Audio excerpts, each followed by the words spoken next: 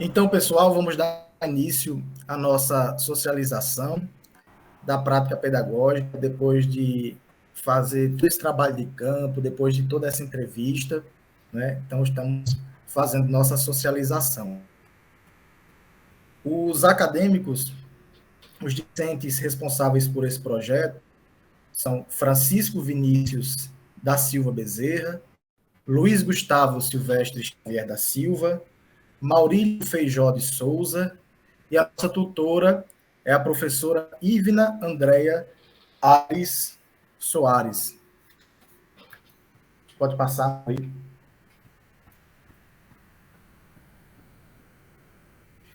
Foi realizada uma entrevista com a gestora escolar sobre os principais assuntos relacionados ao ensino. Vimos que o gestor possui como principal missão realizar uma gestão pedagógica, mas não se limita apenas nisso. Manter um relacionamento mais próximo com os pais dos alunos, realizar planejamentos estratégicos, mediar conflitos, são mais algumas das várias funções de um gestor escolar. Então, a partir desse texto, a gente vê que a maioria do nosso grupo, o Vinícius e o Maurílio, resolveram fazer a entrevista com o gestor, né? No meu caso foi professor, mas a gente vai apresentar a entrevista do nosso amigo Maurílio Feijó. Pode passar para o próximo. A entrevistada do nosso colega Maurílio, o nome dela é Camila Moraes Farias Damasceno. A formação dela, ela é pós-graduada, tem pós-graduação em gestão escolar.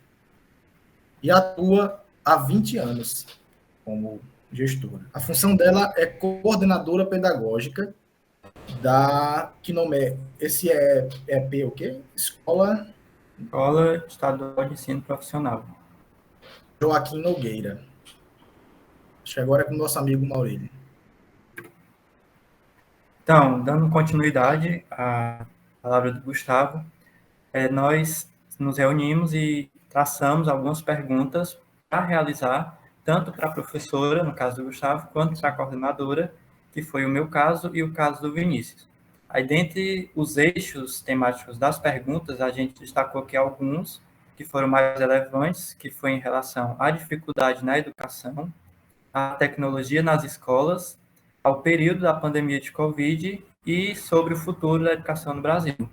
E dentro dessas perguntas, especificamente da entrevistada em questão, do qual eu entrevistei, ela relatou que no período da pandemia, por exemplo, eles encontraram vários problemas, né, porque ninguém estava preparado naquele momento para enfrentar um problema como esse, das tecnologias nas escolas. Ela se mostrou muito aberta ao uso de tecnologias na escola, mas sempre com uma atenção especial, né, para não extrapolar esse uso de tecnologia, das dificuldades da educação, principalmente em relação a investimento, né, que é bastante precário, pois tanto eu quanto os meninos, a gente realizou essa entrevista em escolas públicas, e sobre o futuro da educação, ela se mostrou bastante entusiasmada que vai melhorar, até porque não tem a opção de não melhorar, né? Então, seria algo bem positivo.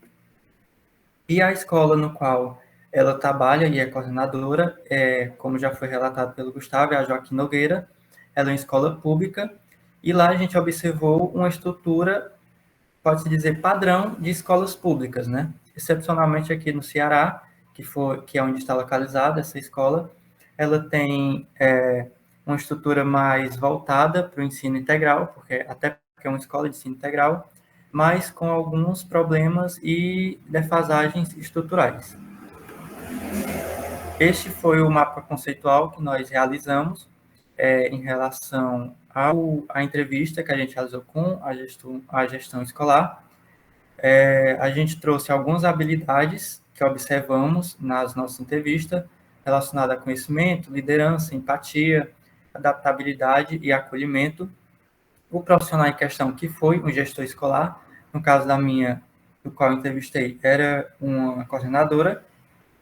Do futuro, como eu já mencionei, né, que eles se mostram bastante com como se posso dizer, positivamente esperam algo bom, com uma equidade educacional, maiores recursos, uma igualdade salarial e um olhar mais humano, e as ferramentas, incluindo a área tecnológica, do qual são utilizadas na escola, desde livro didático até projetor, o próprio quadro negro e computadores e algo afins. Pois bem, a gente vai trazer agora as fotos de algumas das escolas que a gente visitou, né? Aqui nós temos a biblioteca, né? Uma coisa bem tradicional de escola pública. Temos o pátio, onde os meninos ficam no intervalo, onde tem cartazes, onde tem eventos. Essa que tem o novo ensino médio foi a escola que eu visitei, né? É uma escola muito simples, lá do interior daqui do Rio Grande do Norte, uma cidade chamada Sítio Novo. Uma escola bem humilde. Pode passar o próximo slide, Maurílio. Pronto. Aqui nós temos algumas fotos justamente dessa escola, né? Como eu disse, é uma escola bem simples. Lá, os professores não têm a tecnologia maior que eles têm acesso. Eu acho que lá é o data show, né? Para apresentar de ferramenta, o projetor. E mesmo assim, não tem em toda a sala. Eu faço, além da graduação aqui na Unicelv, eu faço direito também na UNP e vim de escola particular, ensino médio. Na nossa escola, tinha projetor em cada sala, como tem também na UNP, ou seja, já é uma ferramenta que o professor tira como cotidiano. Ele já prepara as aulas dele pensando no projetor, não é nada de uma aula diferente, né? Já a realidade que eu encontrei nessa escola que eu visitei, é que o projetor, que é um cotidiano para esses professores da UNP, que é um ensino superior, ou da escola que eu vim, do ensino médio, é diferente porque é uma coisa diferente para essa escola que eu visitei e para essas outras escolas que eu dei como exemplo, já é uma coisa do cotidiano. O professor trabalha, não é nada inovador. Mas para que os professores possam suprir essa falta de equipamentos tecnológicos, toda essa falta estrutural, eu vejo que lá eles usam muito da criatividade deles mesmos, né? Tem que se virar nos 30, os professores, a coordenação, para que tenham aula mais didática, uma aula mais participativa, né? E investem muito. Não sei como é que foi, você viu lá na escola que você visitou, mas eles investem muito em projetos, né? Vendo do ponto de vista lá do nosso professor Paulo Freire, dos alunos tendo a iniciativa, né? Dos alunos fazendo os projetos, dos alunos sendo protagonistas da sua educação. Tem muita coisa de projeto. Então, o que falta, o que eu vi lá na escola, o que faltava em estrutura, o que faltava em tecnologia, né, que o governo não dava, já uma cidade interior, uma cidade, que a cidade mesmo já é uma cidade humilde, a escola muito mais ainda, mas os professores eu vi que tem muita garra, são professores muito dedicados à docência e usam todas as ferramentas intelectuais que aprenderam na faculdade, ao longo de sua trajetória, para trazer uma aula mais dinâmica. E o que eu achei interessante, Maurílio, foi que você e Vinícius fizeram entrevista de gestor, mas você traz aqui nesse slide da pergunta da entrevistada, tem a dificuldade, se puder voltar, tem a pergunta de dificuldades da educação, né? O período da pandemia de Covid-19, tecnologias nas escolas públicas e futuro na educação do Brasil. É basicamente o que a professora falou também, né? É algo que é comum a toda a escola, né? Da direção à sala de aula, né? Passando também pela gestão da coordenadora. Como é que foi um pouco da realidade, a estrutura lá da escola que você visitou, Maurílio? Como é que foi lá essa escola?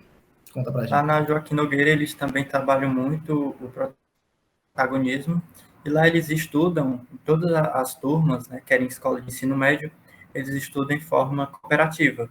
Todas as aulas e todas as atividades eles fazem em grupo. Então, não tem aquele padrão de fila indiana, um aluno atrás do outro. Não, lá não existe isso. Lá todos trabalham em dupla, aí sempre sentam um ao lado do outro e fazem tudo junto. Atividade, qualquer relação de trabalho que for gerar, exceto as provas, né? Porque as provas devem ser individual. Mas, de resto, sempre eles estão fazendo em dupla para ajudar um ao outro, e isso já se mostrou até em pesquisas que é muito relevante e que ajuda ainda mais o aluno, né? Porque quando você passa o que você aprende para o seu colega, você aprende 2 vezes mais. Então, é isso que a escola ela incentiva, trazendo um grande reconhecimento, que inclusive é uma das mais antigas de Fortaleza. Pois é, então você fala daí de Fortaleza, eu falo aqui do Rio Grande do Norte, temos escolas públicas, né, escolas estaduais, e a realidade a gente vê que é parecida. Pela estrutura que você mostrou a foto, talvez seja uma estrutura um pouco melhor. Né? O estado do Ceará ele já tem fama e reconhecimento por ter uma boa educação.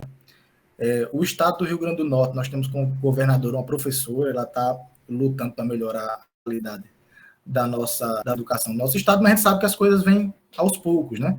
Vai melhorar. Mas uma coisa que eu vi em comum em nós é a garra dos professores, né?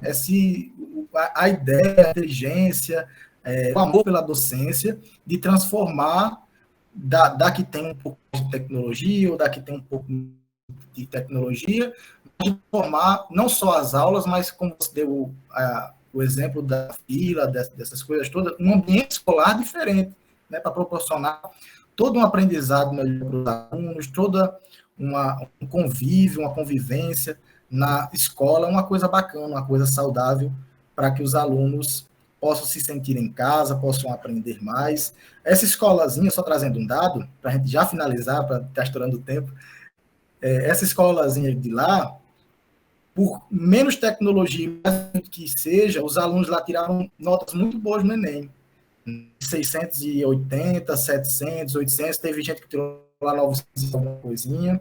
Essa professora que eu entrevistei, a professora de redação, a professora Carla, e a gente vê que tinha tudo para talvez não ter, se fosse depender da tecnologia e da estrutura, não ter uma educação tão boa. Mas nos nossos 3 casos, os professores são protagonistas e os professores fazem, dão o suor, dão o sangue e fazem com que os alunos sejam protagonistas, incentivam os alunos e resultados, né? Exatamente. Não só, né, como toda a escola lá, sempre mais presente, mais próximo do aluno, mostra uma educação melhor, com certeza. Eu digo os professores, por mais que esteja a gestão escolar esteja na posição de gestão, a diretora na direção, mas não deixam de ser professores, né? E fazem o papel de professor na gestão, mas mesmo assim continuam com o seu papel, como no seu caso, né? Todo um ambiente desse, da escola que você descreveu, é uma coisa pensada por um professor, né? É um gestor, mas é um pensamento todo pensado na educação, em algo muito diferente para os alunos se sentirem em casa, se sentirem bem acolhidos na escola, uma coisa bem dinâmica, uma coisa bem informal. E eu gostei muito da sua entrevista, gostei muito da de Vinícius. Foi uma coisa bem bacana para esse aprendizado da prática pedagógica.